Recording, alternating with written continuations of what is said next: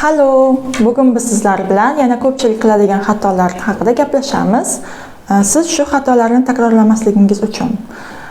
Bu xato fe'ldan keyin kelishni to'g'ri tanlamaslik. Masalan, haben fe'li, ega bo'lmoq, bor bo'lmoq fe'li. Bundan keyin doim akkuzativ keladi. Bizda esa qiladigan xato habendan keyin nominativni qo'yishadi. Ich habe ein Kuli deb aytishadi. Menda ruchka bor. Yoki ich habe ein Bruder deyishadi. Meni akam bor. Lekin bu xato habendan keyin akkuzativni qo'yib aytishingiz kerak. Masalan, ich habe einen Kuli va ich habe einen Bruder.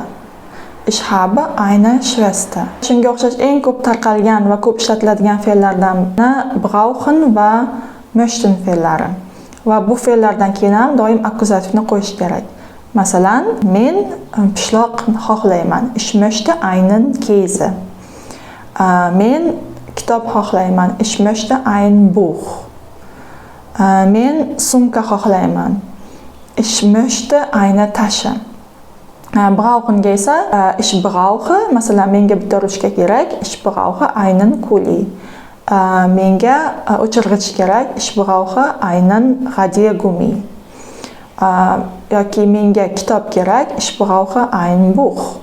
Demak, shu fe'llardan keyin siz akkuzativni qo'yishingiz kerak.